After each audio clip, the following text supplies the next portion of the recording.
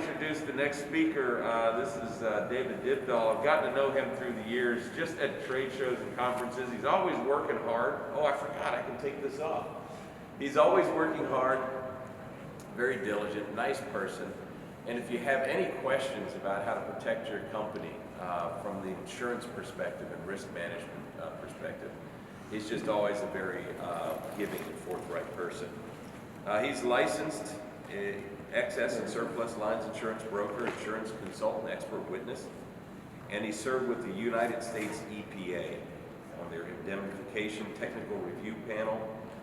He's also created the first contractor's pollution policy, liability insurance policy way back in 1986. He's provided technical guidance on environmental insurance issues to the United States Environmental Protection Agency, the Army Corps of Engineers, the United States Justice Department, and the U.S. Department of Energy. I didn't know all that. That's impressive. You never want to be having questions asked by the U.S. Justice Department about your insurance. I can only imagine. His work experience includes risk management consulting for a major manufacturer of asbestos. We think we have problems. Creating the global environmental practice and serving as the Chief Knowledge Officer of Willis, and forming a national award-winning wholesale environmental insurance brokerage firm where he is currently employed. He founded a nonprofit Society of Environmental Insurance Professionals in 1999 to advance global knowledge sharing on environmental risk management and insurance. And with that, I'd like to introduce my friend, David Dybdahl. Thank you, Bruce. Good morning. It's an honor to be here. You guys came early in the morning to hear about insurance. Wow.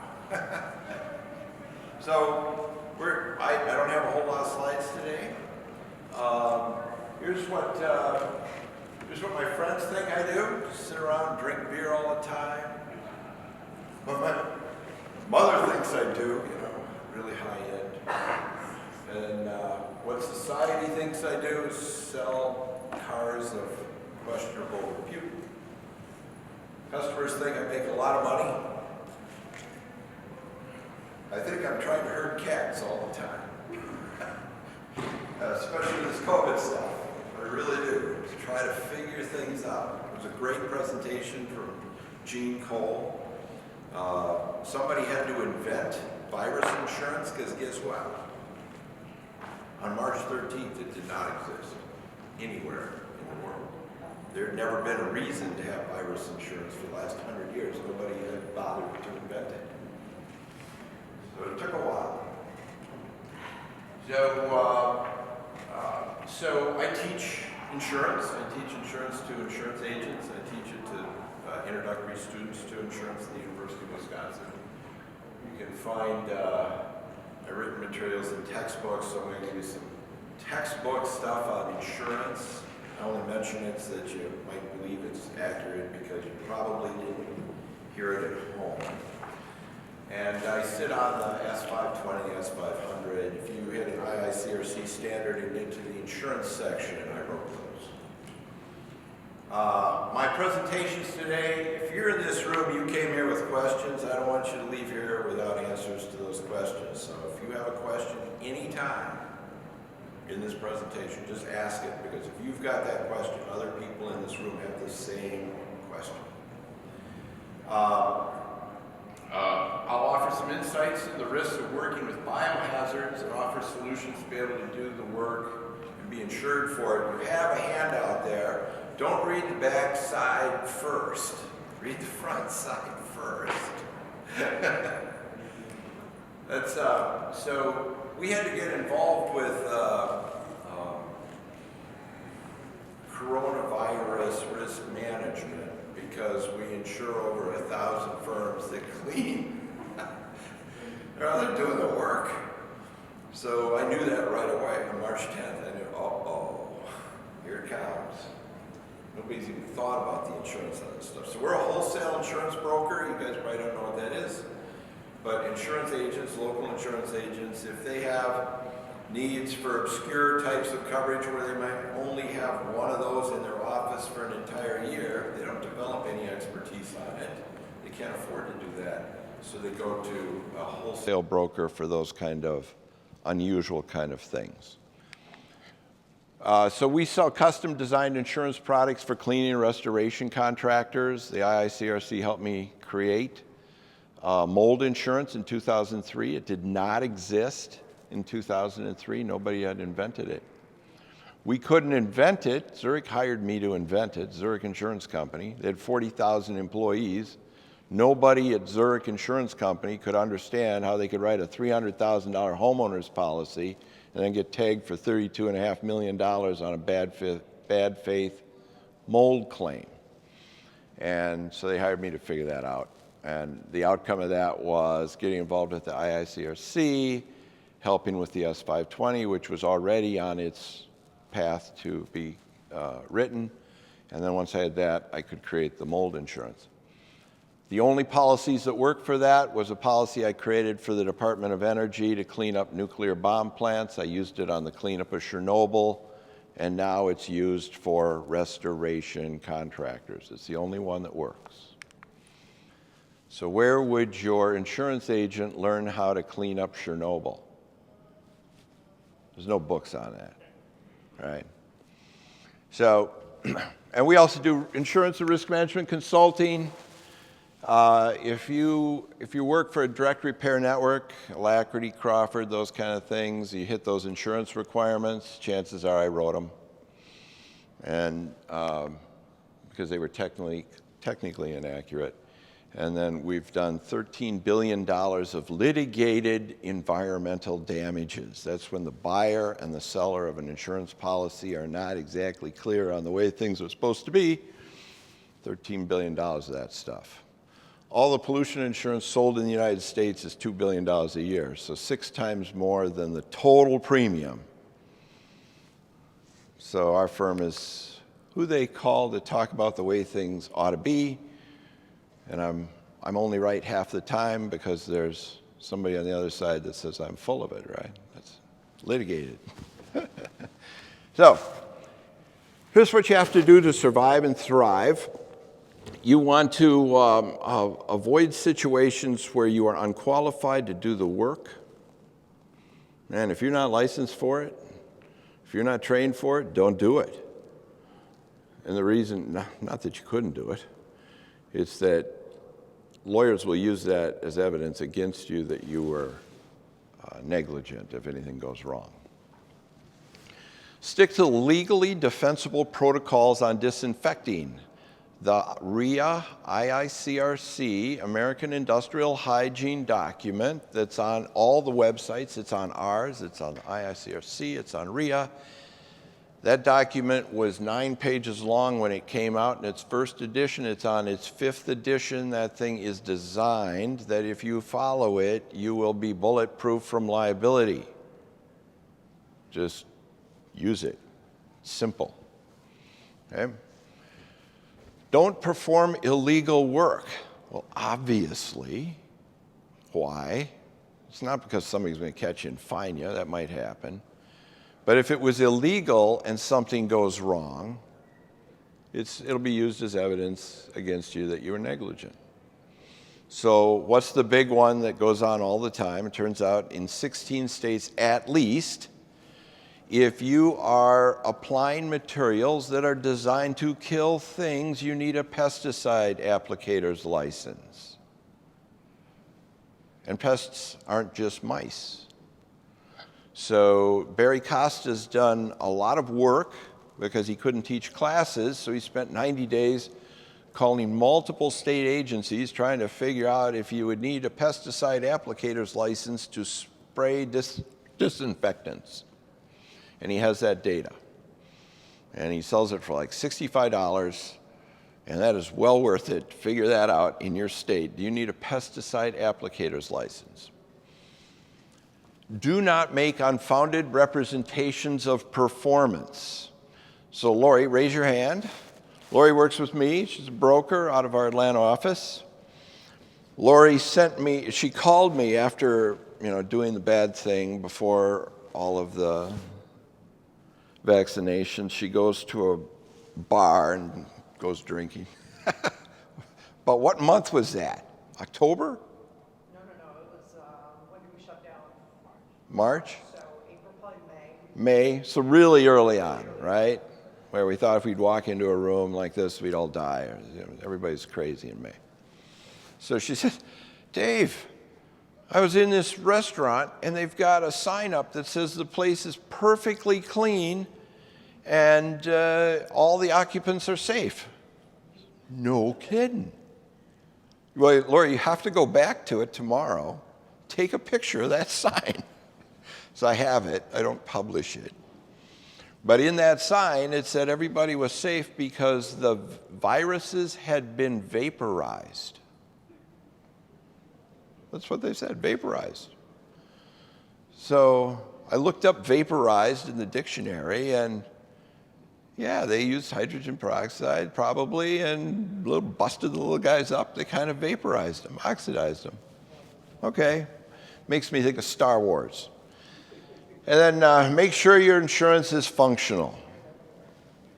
If you haven't paid close attention to your insurance on virus, you don't have any absolutely guaranteed. Okay?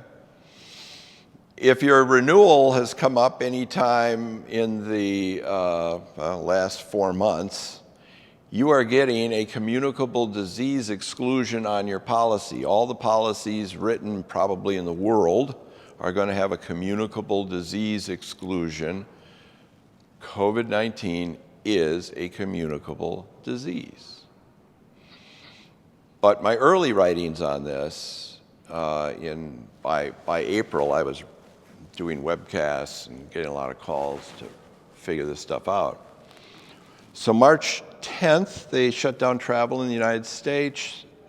By March 12th, I'd gone through the 40 sellers of contractors' pollution liability insurance policies.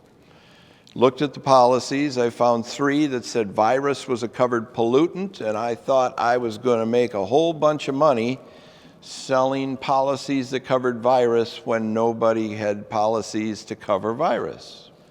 So I called the product line managers of the 3 insurance companies. I knew them personally, and said, John, your policy covers virus as a pollutant on the contractor's pollution liability policy. This is a good policy. I just want to let you know we're going to start selling a whole bunch of these. And John said, hell no. We can't tell our bosses we're insuring things where people are going to die. No. Matter of fact, we're going to exclude all the COVID-19 claims that come in on the basis of there was a material change in the risk. So we can't do that. That'd be against the law. They'll hit you with bad faith claims. Some of those $13 billion of claims I work on are bad faith claims, where you take a $5 million policy and go after the insurance company for $5 million policy and go after the insurance company for $50 million because you don't like the way they handled the claim. So I get involved with those things. You're going to get sued. And we don't care. It'll be cheaper than paying COVID claims. So, okay. That's why I say if you haven't done something specifically to deal with the virus exposure, you don't have insurance, even if your policy says it's okay. So, fundamentally flawed coverage designs. Mold and fungi exclusions have broad applicability in the fire and water restoration business. So this is all biohazards. I still think, well, it's true, actually. There are many more mold claims than there are COVID claims. Many more. In 2016, there were more mold claims than all the claims created by tipped over hazardous waste trucks, burning chemical plants, hazardous waste dumps, many more mold claims. What's really unusual about that is about less than 5% of buildings like this are actually insured for any kind of mold damages beyond $10,000. So 1 out of 20. And those 1 out of 20 produce more claims than all the chemical companies where there's 100% market penetration of the environmental insurance product line. So 1/20th of it was more on mold. So it's really hard for you guys to figure out if your insurance agents know what they're talking about on this stuff or not. I can tell you that there is nothing in a book, nothing outside the stuff I write, on how to actually manage biohazards.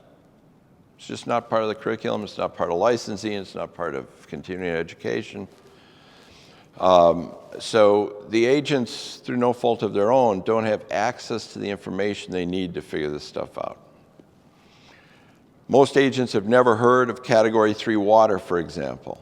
You guys, if you're in this room, you all know what Category 3 water is, right? I teach insurance agents across the country. Hey, have you ever heard of Category 3 water? No. Have you heard of black water? For some reason, everybody seems to know about black water. Nobody's heard of Category 1, 2, and 3. In 2001, there are new exclusions for communicable disease and virus as a cause of a claim. So insurance companies buy insurance from other insurance companies. The kind of insurance that insurance companies buy is called reinsurance. There are 1,500 insurance companies in the United States. There are about 11 reinsurance companies that actually make a hill of beans difference. So when you got a Swiss Re or a Munich Re weighing in on all of our insurance on the insurance companies will have a communicable disease exclusion, that's it. Everybody gets one. And that's what they're doing. So contractors' pollution liability insurance, most of you in here are familiar with that because the insurance companies require that coverage. It's amazing with the insurance agents. They see that word pollution and they're thinking hazardous waste contractor all the way. And if they don't have a hazardous waste contractor, they're not paying attention to it. Right? Carpet cleaners need that product called contractors' pollution liability insurance. They probably needed it for a long time, but now they're paying closer attention. People screw up on this a whole bunch. The main reason is that policy was I created it in 1986. I got a call from the US EPA at the height of the collapsing insurance market because of asbestos claims. And they said, Mr. Dybdahl, we understand you know how to invent insurance policies. We need to invent insurance to insure the cleanup contractors working on Superfund sites, which were the 1,200 worst hazardous waste sites in the United States. We can't get the contractors to work for us without insurance. And we would like you to invent some. And I started to explain all the reasons why I thought that would be impossible, and then I thought it'd probably be better if I just shut up. And learned what their loss experience was, and it turns out they hadn't had any claims. So I went over to Lloyd's of London with one letter that said there weren't any claims, that they had done $5 billion worth of work, no claims.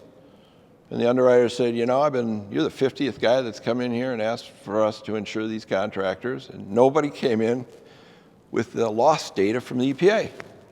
And that's where it came from. Once we had that, we could create the insurance. The moral of the story is, contractors' pollution liability insurance was invented for contractors working on sites that were known to be contaminated outdoors. One of the things we did was exclude damage to the site. Why? It was contaminated. We're not going to pay to clean up a contaminated site for the contractor. And the way the law worked is if all the operators of the site were just as liable as the people that all the operators, current, past, and future, would be statutorily liable for the cleanup costs. Well, we had to exclude cleanup costs on the site because our contractor was operating the site. They were in there with bulldozers screwing around. So you take the same policy that was designed for outdoor use that excludes the site and sell it to somebody running around in a kitchen with a hammer, yanking out a kitchen countertop with some lead. And what'd you do? Excluded damage to the house. So you can't have a damage to your work exclusion on a contractor's pollution liability policy. Almost all of them have that. And those policies can be adapted to cover fungi, bacteria. They all cover pollution, which is the best explanation for that is if it's a contaminant, if something gets out of where it's supposed to be and causes damage, it's a pollutant. If it can contaminate something. In the history of pollution exclusions back to 1971, they've never been limited to hazardous waste. The words aren't in there. They've never been in there. But a contractor's pollution liability policy only covers a claim caused by exposure to a pollutant. Some people think, agents think this, I don't know where they come off thinking it, they'll never find it in a book anywhere, that the contractor's pollution liability policy is to cover all the environmental work.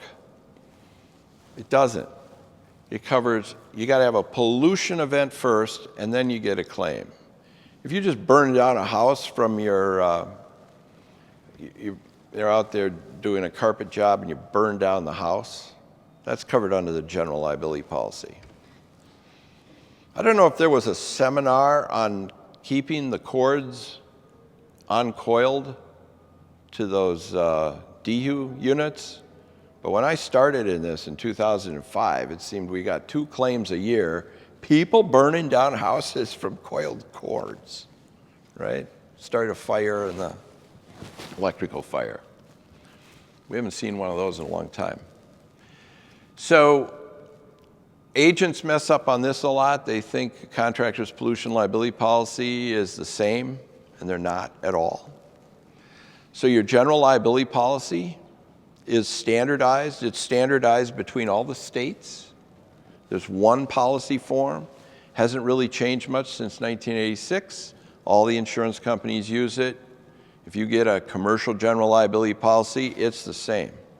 If you get a commercial automobile liability policy, it's the same. It'll have some endorsements to it to customize it for you, but the base policy form is the same. There's 40 different contractors' pollution liability policies. You just lay them out side by side. They don't even look alike. They're not even built alike. Real spooky stuff. A policy that was not designed for what you're using it for is an issue. And I already explained why it's not good for indoors, unless you adopt it. I hope everybody in the room has read these words in your insurance policies, because I'm sure they're there. So there is a fundamental gap in the insurance design if you have a general liability policy that is different than your contractor's pollution liability policy. 70% of all of the firms in the United States in the mold business, just the mold business, have that design. Okay? And it separate general liability excludes pollution, fungus, mold, bacteria, and now communicable disease. Sometimes they exclude being in the business. You got to really watch that. I think this is a you can't be in the business exclusion. And it's sitting on the general liability policy. In 1987, 2 years after it, no, 2007, I went to New Jersey and I found the gentleman who wrote this thing to figure out basically how he got to be so darn smart. Because I knew from sitting on the S520 for a few years at that point that every place you find mold growing on a wall, you've got bacteria riding on the back of the mold trying to eat it as a food source. You'll always find them together, mold and bacteria. So there was, remember the mold is gold, toxic mold crisis around 2002. Everybody's freaking out, right? So that's when I started to do the research on this. And so everybody was zeroed in on mold, and lo and behold, the standard industry exclusion comes out and excludes fungi or bacteria. Right there, boom, boom. See that or bacteria? So I thought, well, I knew that every place you find mold on a wall, you get bacteria. And somebody was smart enough to know they didn't want to pay mold claims, and they didn't want to pay mold claims on the basis of, forget the mold on the wall, that thing's crawling with bacteria. You got to tear out that wall and fix the bacteria. So they didn't want to have to cover those claims, which was essentially a mold claim, just another excuse for it. So he just excluded both. But I wondered if he'd ever heard of Category 3 water. So I got there, and, has anybody told you, Jeff, how many plumbers you're going to put out of business with that mold exclusion? He said, no, what are you talking about? I said, well, first thing, you got to know there's Category 1, 2, and 3 water. 1 you drink, 2's contaminated, not with bacteria, 3's contaminated with bacteria. All water in a drain pipe is, after the trap, Cat 3 water. He didn't know that. So I said, okay, this first part here, this talks about actually damage from bodily injury or property damage. You did something that hurt somebody, and it came from fungi or bacteria, no coverage. This is on a general liability policy. This is a core liability policy that you all have. Everybody has to have one of these. So that is what a CPL policy covers. It covers bodily injury, property damage, cleanup, and defense. That's the interface. As long as what's excluded on the GL is covered under the CPL as far as what a pollutant is, everything's good. Right? But then if all the bodily injury and property damage is excluded up here, what the heck is this about?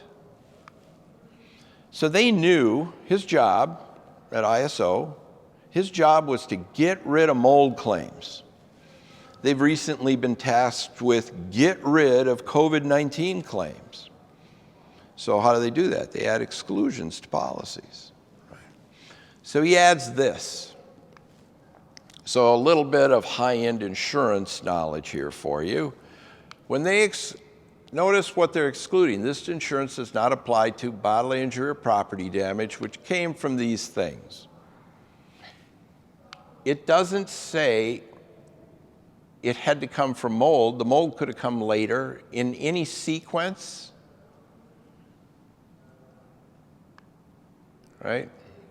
But down here, it starts off any loss. What's the difference between excluding that and that, or that?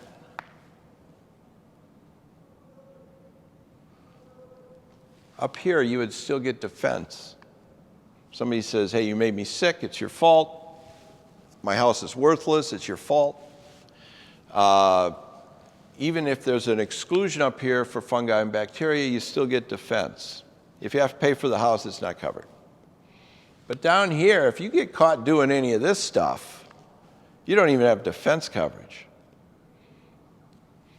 because they exclude any loss, which would include BI, PD, and defense costs arising out of basically showing up at a job site, removing, containing, even seeing if it's there. What if the test says it's not there? That's interesting. It could have been there. I'm looking for a tiny little bit. Disposing of, responding to, assessing the effects of fungi or bacteria by any insured or your subcontractors. So there's two ways to fix that in an insurance program design. One is you go to the underwriter and you say, hey, my guy is actually doing this stuff. It's called Cat 3 water. It could be a backed up toilet. You got to get rid of this. This is bad. Or you get a policy that doesn't have that built in. I don't know an underwriter in the United States that will take this out because their reinsurance has it in there. Those 11 all have that. So nobody will do it. It's the only way to do it is get a policy that was designed for a nuclear bomb plant, and they just off the shelf don't have that. So, and that's the most common flaw that we see. So everybody's got one of these. So now we're going to have some audience participation, which is going to be a little bit hard to do with COVID. But have you had a chance to read what's wrong with this picture without going to the back side to get the answer key, which is actually longer than the front side? So just read it. Read it. So this is the actual case example. So I got involved with the COVID report that RIA and the IICRC, and then I assume Eugene Cole chimed in. That's because I got a call from a major franchisor of restoration contractors on March 13th. Tell you a little story. March 13th, he says, the head lawyer, who I knew, I'd done some work with him in the past, said, Dave, we have 200 crews out there cleaning coronavirus right now. We're not essential workers. We can't be caught on the road. We want to do a lot more help for the people out there that need our help. And we can't find a legally defensible protocol for virus cleaning. Are you aware of one? Actually, Matt, I've never even thought about it. I'd spent the last 2 days trying to figure out, did we have any insurance policies that could work for our 1,000 contractors, and we didn't. So he said, well, we need one. You know the people in the industry who could create one. How long would it take for the IICRC to come up with a legally defensible standard for virus cleaning? I said, 3 to 5 years. He said, okay, not surprising, I got 2 weeks. What are the 2 weeks about? He said, well, we're not essential workers, and we've got a meeting set up for Health and Human Services in Washington, D.C. to get everybody in the business who's doing the cleaning to be essential workers so we can get out and help clean. But we can't go into that meeting and say we need to be essential workers, and oh, by the way, we don't know what the hell we're doing. So that initial report came out in 5 days. I called Michael Pinto and Scott Armour and said, hey, what are you working on? They were both working on a virus protocol. I said, well, you need to stop what you're doing and you need to cooperate because the industry needs, it can't be a Scott protocol or a Michael protocol or a Dave protocol. It's got to be an industry protocol. And everybody stopped what they were doing and we had it done in 5 days. So that's where it came from. And that's what Gene was talking about at the last one with the cleaning and so on. So everybody's had a chance to go through that, what's wrong with this picture. That is a scenario, I got a lot of calls from people looking for insurance for a magic potion. One company was saying that they would make a school virus-free for 100 days guaranteed. What the heck? And all the virus had to do was float down and sit on the desk, and the material at the molecular level had little spines on it, and it would poke the virus, and the virus couldn't replicate then for 100 days. I got little grandkids at home sliming the walls and the windows, and I'm thinking, yeah, the material might poke the virus if it could get anywhere close to the virus. So the lots of actual real-world examples in here. So what we're going to do at Jennifer Sterling's advice here, it's a game show. We're handing out $1,000 or $1,000 bars for every right answer. What's wrong with the picture? What's the first thing wrong with the picture in the scenario?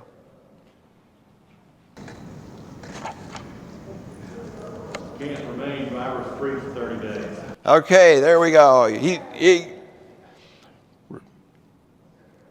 Nothing can make a building virus-free for any amount of time beyond the next occupant that's breathing.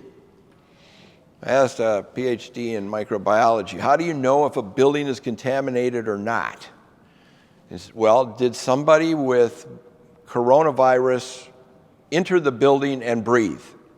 If they were breathing, it's contaminated.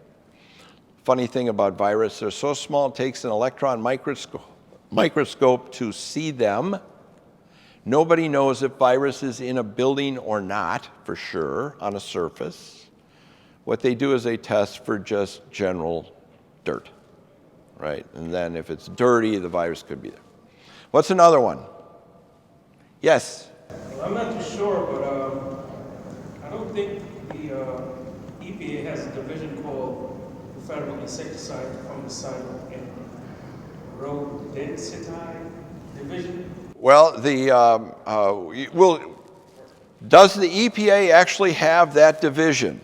The answer is yes, they do, but they don't. Well, they still gets the $1,000 bar. They have it, and it doesn't test the longevity of anything. It's not their job. So you'll never find an EPA-approved longevity material. Yes, another thing wrong with the picture. The magic potion you're using doesn't have the electrostatic claims for whatever they're applying. Yeah, I couldn't believe this was going on, but it's just so obvious. The electrostatic spraying. So I don't publish this anywhere, but that's Clorox 360 I used as the example. Just look at their marketing material on the electrostatic sprayer and the bottle. It's all public, right? Bottle says use of this material outside of these instructions is a violation of that EPA division. It's right there. And then the electrostatic sprayer says, one of the features, you'll use less material. So I was really worried that, I know my guys were doing it. They were doing it before COVID. And I think, oh man, we're going to get sued. And good news is, it does no harm. It doesn't work, but it does no harm. Makes the place smell good. So, yeah, whatever. Got to do the touch cleaning. Yes? Yeah, so with that in mind, ultimately, did the label in any particular way say that the use of electrostatic sprayers was approved? You're saying 3 minutes. Is that what the label said as far as the product is concerned for dwell time? Because using electrostatic sprayer, that product is coming out at such a small micron, somewhere between 20 to 40, to have the proper open and dwell time in order for it to work properly. Yeah, so that comment is, and that's right. That's something wrong with this picture. You can't get the dwell time with an electrostatic sprayer. It's impossible. Okay? So, and also on Clorox 360, it says for the parvovirus, it takes a wet dwell time of 10 minutes, not just 3. Turns out, and Gene Cole mentioned it, the coronavirus is actually pretty frail in the world of viruses, really easy to take out. And that's good. Any others? I mean, there's 10 things wrong at least. Pesticide applicator license. Pardon me? The pesticide applicator license. Pesticide applicator's license. If you're in one of those 16 states, you can't be spraying on stuff to kill things without a pesticide applicator's license. Well, you're going to have to do a Bart Favre pass to get way back there. Okay. The CDC does not recommend any sterilization of disinfectants. News to me. CDC says they don't authorize aerosolized disinfectants, right? Don't recommend it. The size cannot be controlled, and since the coronavirus is 0.001 in size, it's a free floating radical, but it does like to attach itself to larger particles. But because there is inconsistency with electric or aerolization of disinfectants, it is not recommended. Right. So CDC doesn't recommend the what everybody was doing early on. Okay. One of the things, I don't know if I got it in the back part of that.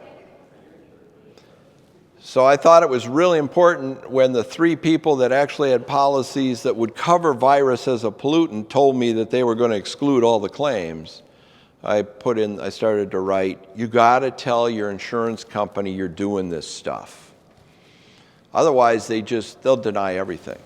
They say, well, that company lied. They changed what they were doing. It was Bob's Hamburger Joint and nuclear bomb plant decommissioning contractor, we're not covering claims for hamburgers anymore either. We're just out of this whole thing. You just don't ever want to get there. Yes? So one of the other aspects that you look at in there, and if you look at any label for that matter, but looking even at the CDC's guidelines and the approach, was clean first, then apply the disinfectant. They're basically saying, well, you just spray this and this is going to work. So there was no cleaning protocols. Yeah, they in the scenario, they didn't do the proper cleaning before they applied the antimicrobials. Okay? And then the guarantee, right? You can't guarantee it.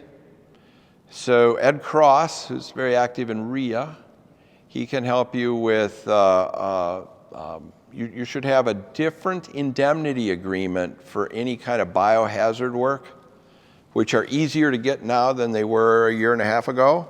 People don't expect you to assume the biohazard risk for coronavirus in this room.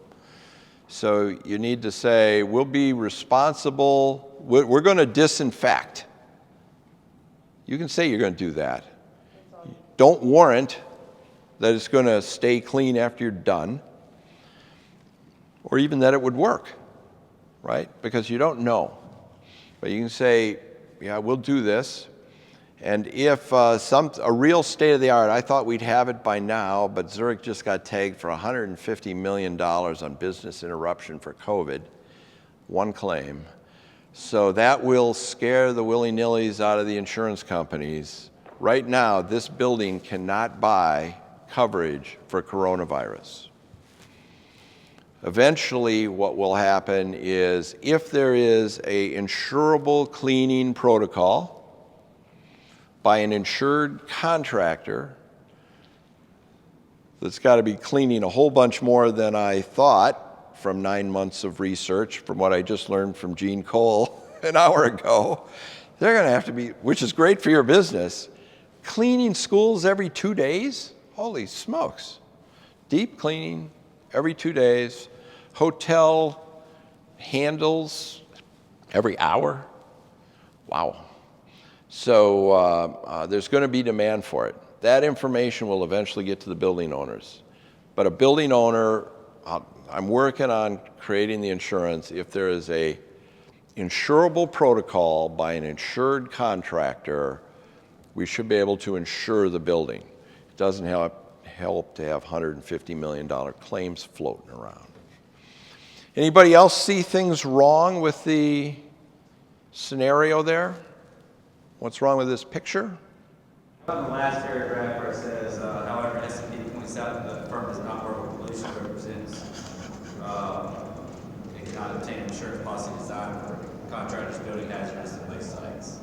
Oh yeah, using uninsured contractors? Right. That's so. A lot of people do this. Is that they, users alike, contractors, agents.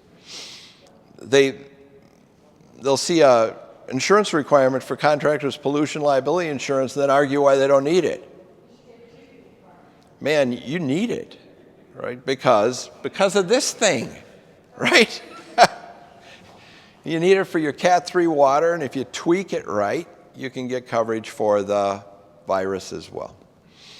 So, and they won't sell the insurance to firms that don't have the biohazard training, either mold, Cat 3 water, 500, S500, S520, or the crime scene. Got to have one of those three, or the equivalent in RIA. And then, interesting, any janitorial firms in here? Pure janitorial? So it turns out janitors have never heard of contractors' pollution liability insurance, and their agents haven't either. Don't even know what it is. It's amazing. I was working with a $100 million a year janitorial firm. Took me 2 months to convince the CEO that contractors' pollution liability insurance was needed by his business. And he was using Clorox 360 for years. doing that. So, pardon me? Could you name a company that would offer the contractors pollution liability insurance? Well, we sell it, right? And then Jennifer sells it, Lori sells it. There's about 10 insurance brokers in the United States who know what they're doing on this stuff. They'll be here, I think. So is that something I can add on to my existing? A contractor's pollution liability policy is a separate policy, or you buy it in a package with the general liability, contractor's pollution liability, and professional liability. If you are all of the general liability policies sold to contractors, virtually all of them, will have an endorsement that excludes claims arising from professional services. So what are you thinking? Doctors and lawyers and such, right? If anybody's got a hard copy IICRC document still sitting around, what does that front page say? No, well, it says professional standards and guidelines. So here's the way it works. If somebody says you've done something to injure them, they have to make a claim in front of a judge that you were negligent somehow, and the easiest way to do that is you failed to follow the professional standards and guidelines normally followed by a reasonable person. And so then in the complaint they say ABC Contracting didn't follow the IICRC professional standards and guidelines. Any claims adjuster, they don't need to know what the IICRC is. They see the word professional, they look at the exclusion professional, and boom. Right? So big picture thing, everybody thought their workers were going to get a bunch of COVID claims on work comp. That hasn't really developed, so that's good. But our worst claim in the office looks like this.